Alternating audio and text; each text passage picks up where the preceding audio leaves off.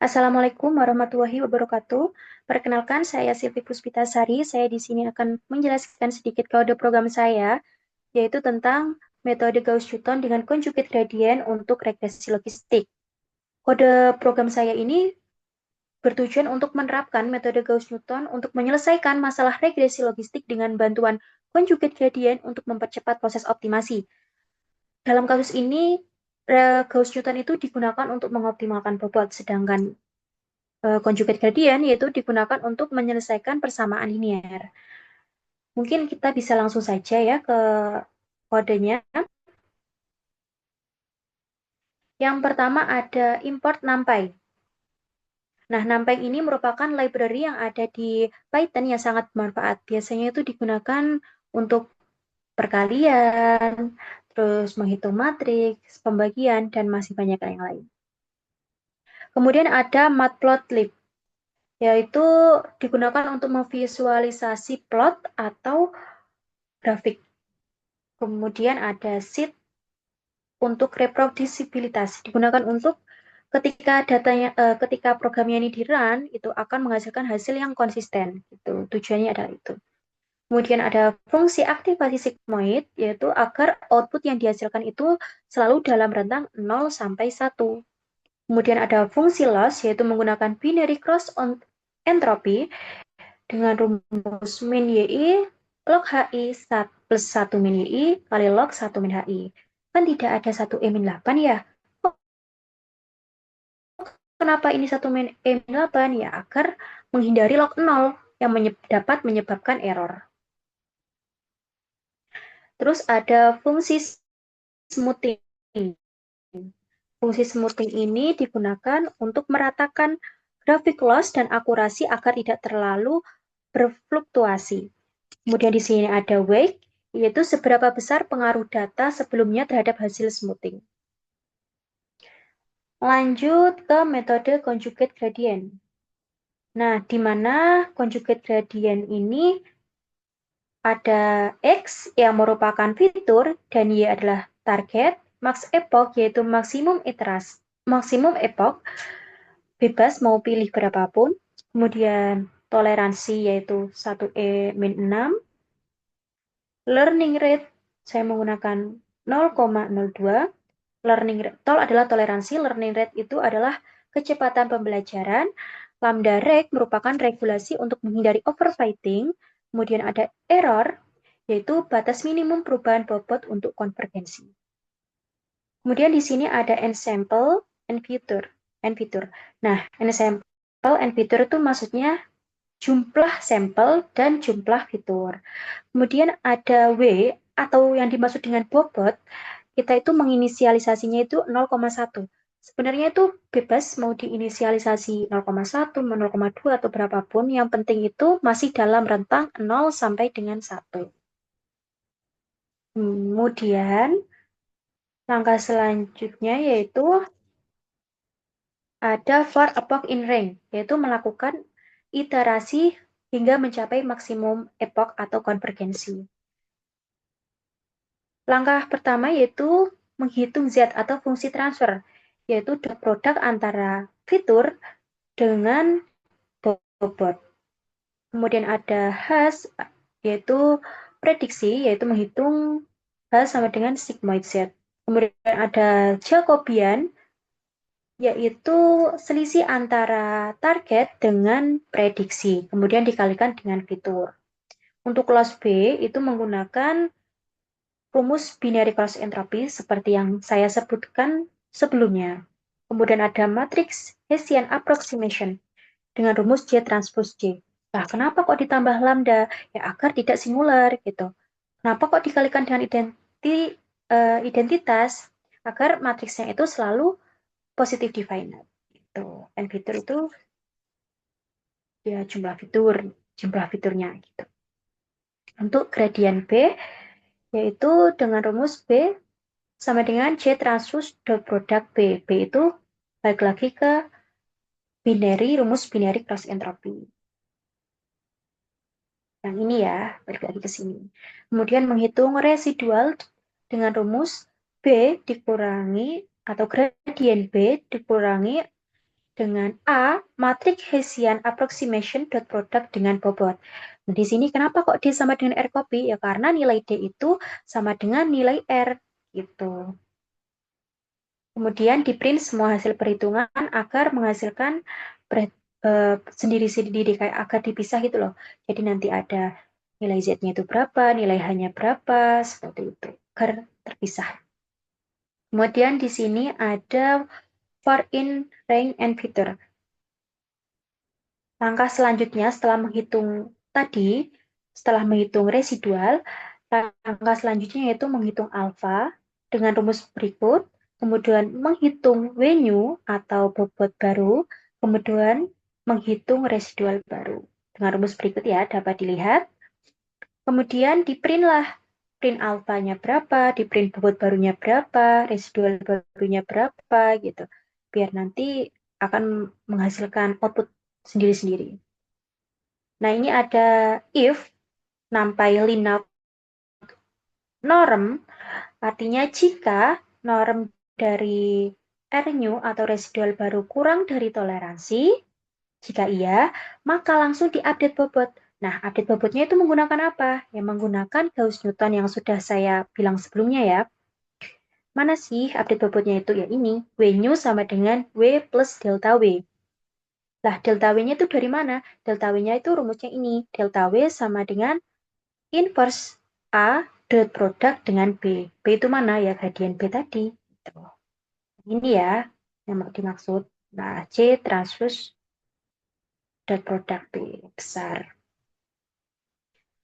Kemudian jika, nah, delta W kurang dari, norm dari delta W kurang dari error, maka output itu sudah optimal. Berarti ya udah selesai. Itu. Nah, else jika kondisi sebelumnya tidak terpenuhi, nah kondisi sebelumnya tidak terpenuhi itu yang mana? Ya yang ini, if ini.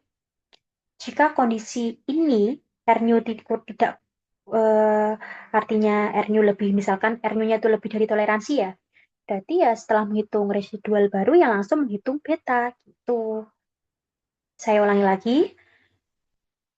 jika norm dari R-new kurang dari toleransi langsung ke update bobot. Jika tidak, maka langsung menghitung beta. Kemudian, setelah menghitung beta, menghitung arah pencarian. Oke, langsung lanjut saja ya. Ini ada keterangannya, yaitu untuk menghitung loss. Ini untuk menghitung loss-nya.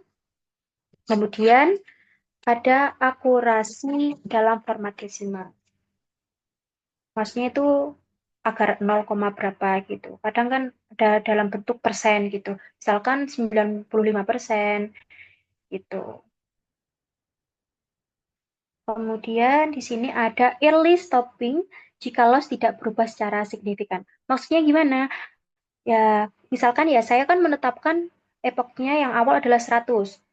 Misal datanya itu ternyata sudah eh, konsisten atau tidak ada, mohon maaf, maksudnya konvergensi sebelum maksimum 100, epok 100 ya, nanti datanya itu akan berhenti di epok tersebut gitu. Misalkan ya dalam epok 10 ternyata sudah konvergensi, ya sudah tidak dilanjutkan sampai epok 100 itu maksudnya. Kemudian di sini saya menggunakan 5 data ionosfer. Dapat dilihat ya X1, X2-nya, dan Y, di mana X adalah fitur dan Y adalah target. Untuk mempersiapkan data, yang pertama kita itu menambahkan bias. Mana sih menambahkan bias ya ini? Nampai once. Kemudian, kenapa kok X1, X2 ya? Karena datanya kan ada 2 gitu. Kalau misalkan X1, ada 5, ya berarti X1, X2, X3, X4, X5 begitu. Kemudian ada NumPy array dengan Y adalah target. Kemudian eh, ada training model. Training artinya kan pelatihan model. Nah, bisa kita lihat ya dengan rumus seperti ini. Dengan misalkan maksimum epoknya itu adalah 50 gitu. Kemudian Ada, kita langsung lanjut saja ya. Ini tuh untuk menampilkan hasil training dalam bentuk tabel. Ini rumusnya. Ini kodenya. Kemudian ada plot loss training, di mana figur ini tuh apa namanya size itu ukurannya itu jadi bisa diubah-ubah sesuai dengan sesukanya kita gitu. Kemudian ada label itu ya biasa bisa digunakan untuk memberi nama gitu. Mohon maaf, maksudnya itu kayak memberikan labelnya gitu loh, kayak apa, misalkan training loss kah, atau akurasi loss kah, begitu. Kan berhubung ini training ya, jadi ya training loss. Oke, kemudian ada X label, labelnya itu epoch, epoch yang sudah saya jelaskan tadi. Kemudian ada Y labelnya adalah loss, dan title itu adalah judulnya. Misalkan judulnya adalah training loss kurva gitu.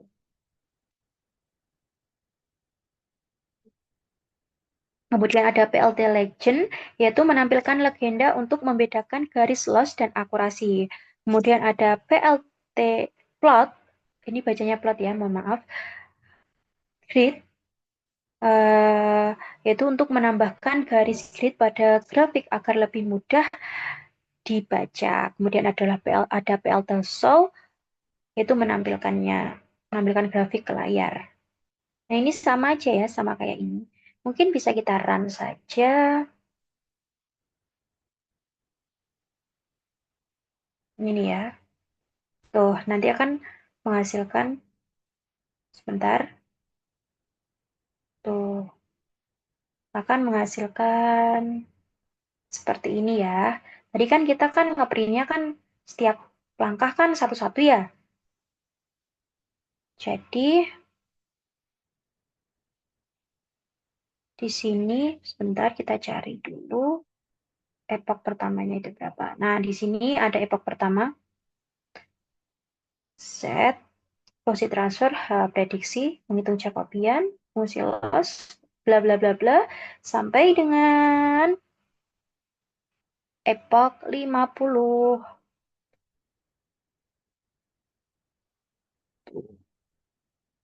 Maaf ya, terlalu cepat mungkin.